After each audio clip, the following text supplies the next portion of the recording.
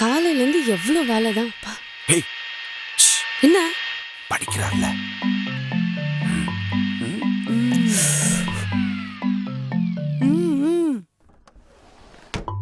Brother, கொஞ்சம் சைலண்டா பேசுங்க. பாப்பா படிக்கிறா. சார், பொண்ணு அங்க படிச்சிட்டு இருக்கா. கேட்டை இவ்வளவு சத்தமா திருப்புறீங்க? இது கேட்டு சத்தம் அங்க வரைக்கும் டிஸ்டர்ப் ஆகுதா? சார், என் பொண்ணு இங்க இருக்கா சார். டிஸ்டர்ப் ஆகும் சார். சரி, எங்க போகணும்? எங்கேயும் போக கூடாது. என் பொண்ணு பரீட்சைக்கு படிக்கிறா. வண்டி ஆரம்பிச்சிங்கன்னா சவுண்ட் அதிகமா வந்துடும். அவ டிஸ்டர்ப் ஆயிருவா. அதெல்லாம் வண்டியை விட்டு கீழே இறங்கு. என்ன எல்லாரும் அசிங்கப்படுத்துறாங்க? ஆட்டோக்காரன்ல இருந்து ஆல் ஓவர் த வேர்ல்டு நம்மள அசிங்கப்படுத்தினாலும் ஆழியாவுக்காக எதை வேணாலும் தாங்கலாம். ஏன்னா நம்ம பொண்ணு அங்க பரீட்சைக்கு சின்சியரா படிக்கிறா.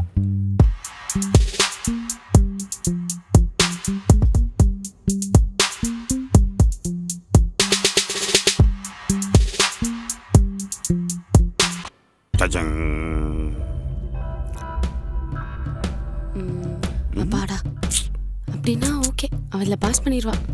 ஓகே, இங்க நான் எவ்வளவு பரபரப்பா தேடிட்டு இருக்கேன். ஏதோ பொறுப்பே இல்லாம நோண்டிட்டு இருக்கேன் டூல் பாக்ஸ்ல இருந்து. பொறுப்பு இல்லாமையா? ஆனுவல் எக்ஸாம் வந்துட்டா all over the world parents என்ன பண்ணுவாங்களோ அதுக்கு நான் ரெடி ஆயிட்டேன். என்ன பண்ண போற? என்ன பண்ண போறேன்னு பாரு. என்ன பண்ண போற நீ? படிக்கதா பாருங்கண்ணா. ஹே அப்பா, ஏன் இப்ப கனெக்ஷன் ஆஃப் பண்ணீங்க? ஏய், டிவியும் ஆன்ல இருக்கு, போனை நோண்டிக்கிட்டு இருக்க. எக்ஸாம் வருது, புக்கை மட்டும் போட்டு வச்சிருக்க. போ, போனை எடுத்து போய் படி.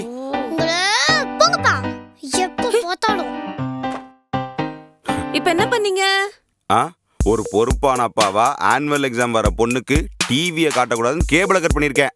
ஓ, கேபிளுக்கு காசு கட்டாம இருந்தா அவனே வந்து கட் பண்ணிட்டு போயிருப்பான். இப்ப வயருக்கு யார் 500 ரூபாய் உங்க அப்பா கொடுப்பானா?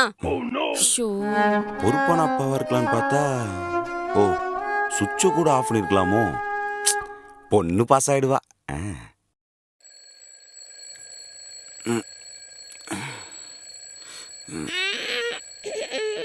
ஏய், என்ன கேபிள் கட் பண்ண மட்டும் பத்தாது, ஒழுங்கா காலைல எழுந்து அவளை படிக்க வைக்கணும். 4 மணியா? போங்க, நான் திரும்பி தூங்குறேன்.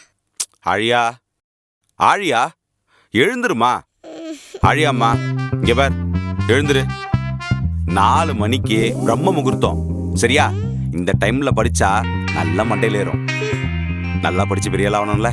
போம்மா, போப்பா, படின்னு. போம்மா, படிமா, போம்மா. படிக்கிறதுக்கு அழுத்துக்குது.